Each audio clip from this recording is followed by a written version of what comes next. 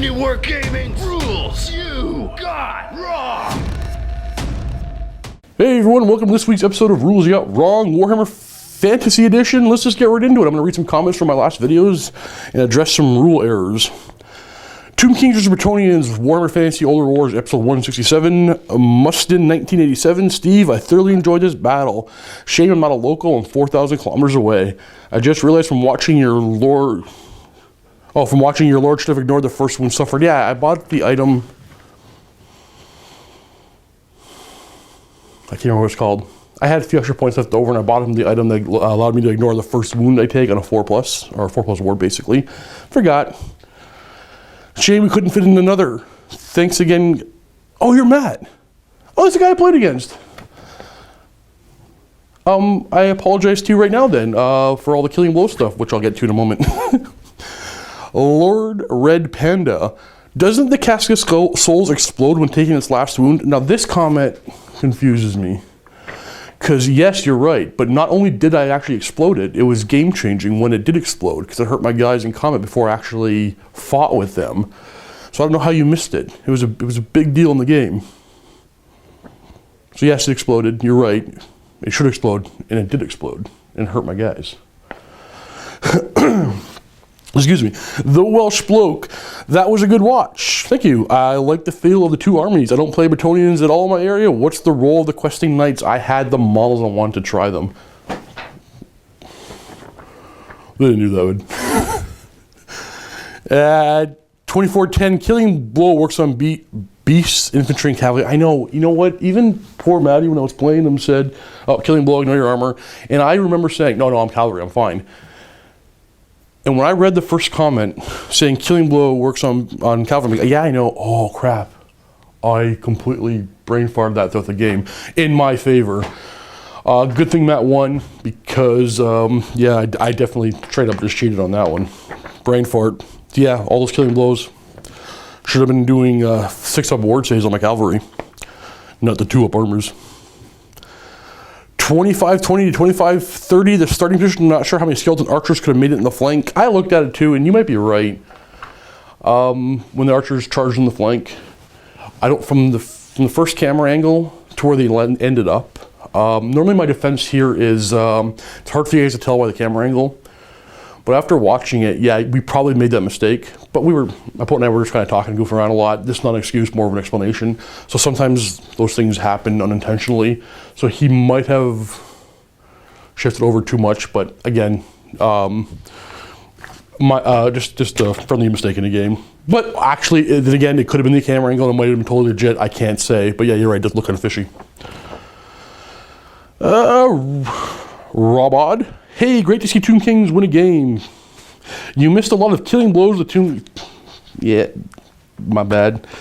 It was a bit painful to watch. I apologize. Furthermore, I think you did an error concerning the Entombed Beneath the Sands rule. He didn't have to show you in advance where they popped up. Going on a little bit longer, yeah. So when Matt put the marker down and I backed my Pegasus up where the marker was, you're right, he didn't have to put the marker down until he wanted to come up. However, that's where he was going to put the marker down. My Pegasus were going there no matter what, because they were in an angle in the corner to see no matter where those guys came up to deal with the trebuchet, that they were going to charge them. So you're right, but I don't think it would have mattered. My Pegasus would have done exactly what they did and failed spectacularly, exactly like they did. Oh, where did I leave off? James Pettit, around the 19-minute mark, your knights charge into the chariot, you attacked with the lance. You can only do that if you're the one that charges. That is so incorrect. There's a rule in the magic section of the... Okay, well, let me just refer this first. So if you have a lance, it states that you charge and use the lance, and then you switch to your hand weapon. However, in the magic rule section, there is a rule called I'm using this one, which states if you have a magic weapon, you always use the magic weapon. So he does not switch to his hand weapon. He keeps using the lance. He doesn't get the +2 strength bonus on the charge, but he still gets his always hits if he has his blessing. So no, you're wrong on that one. 435, Judge Mentine, 435. Did he move the Cast of Souls after he came on the board? Because if he did, he couldn't have tried to fire the Caster's Light of Death, since it casts the Light of Death the same turn it moves. No, it's a bounce spell.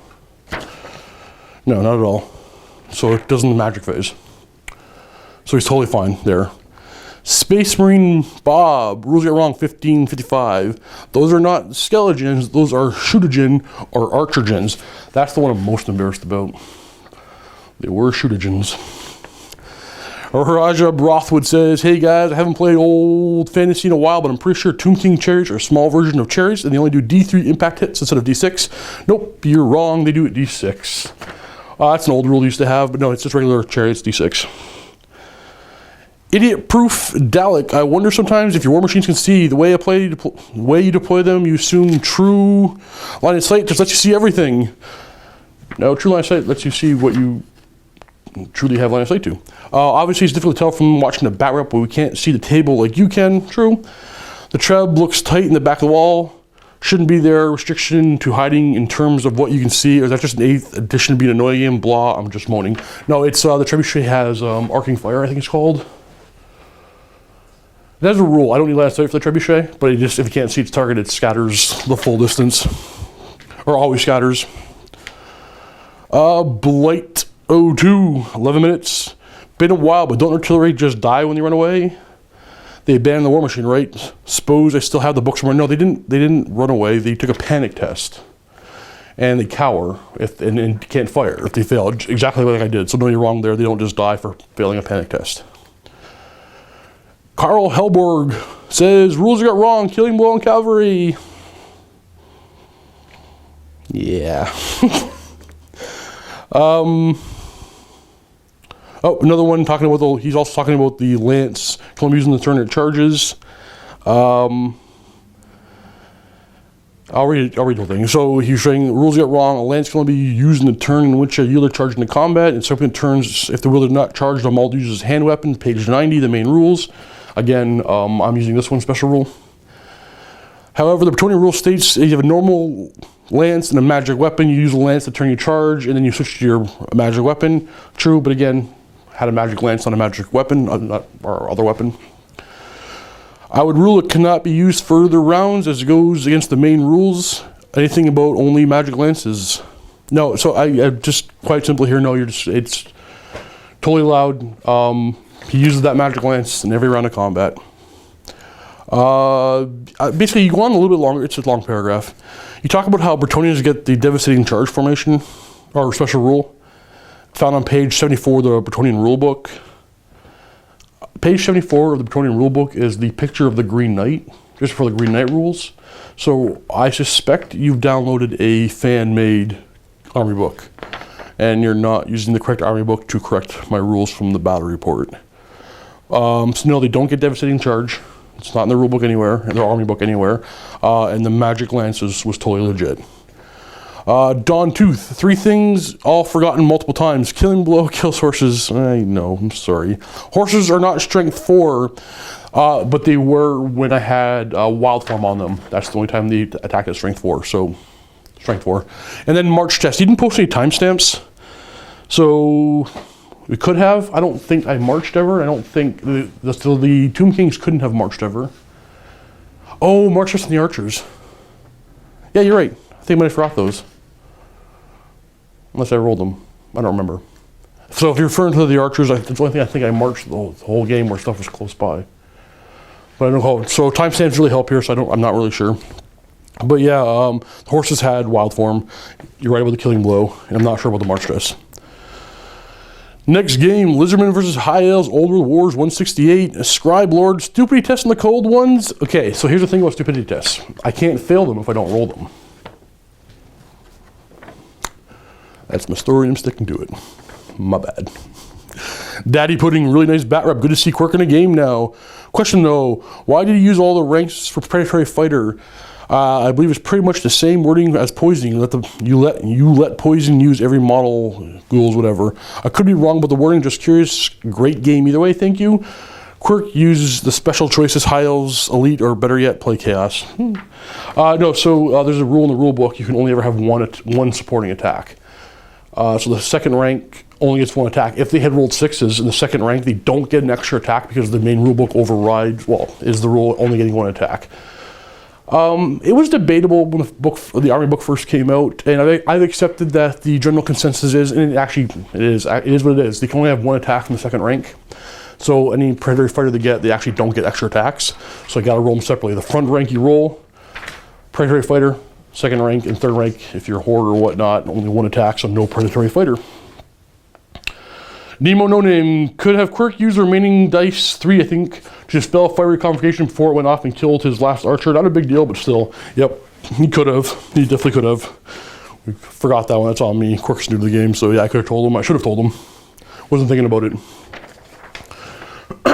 Excuse me. The Welsh bloke, unlucky. I feel Steve shafty with the list there. Oh.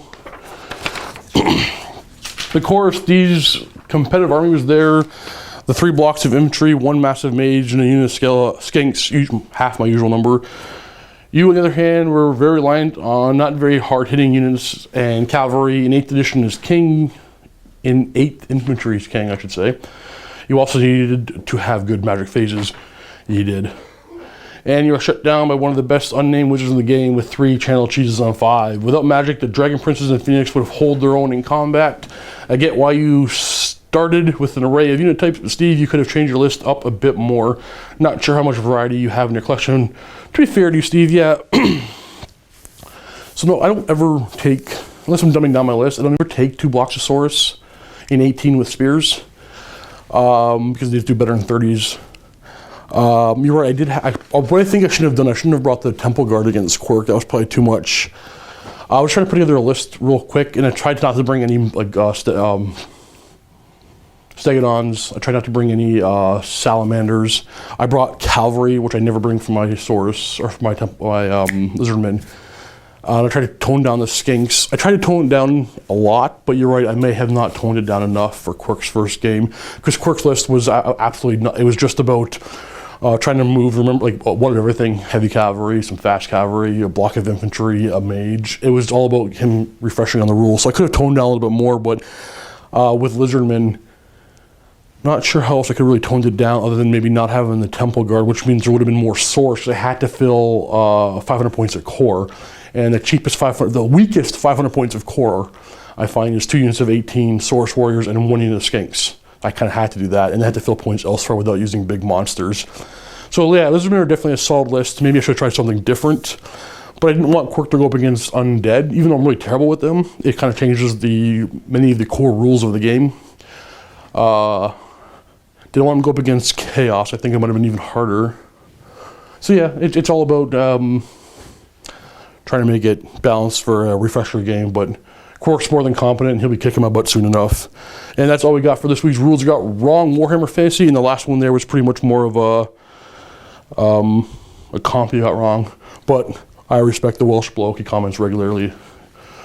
Love you, dude. Love all you guys who comment. Thanks a lot for commenting, posting. It really helps do these things, so thanks for watching, and happy wargaming.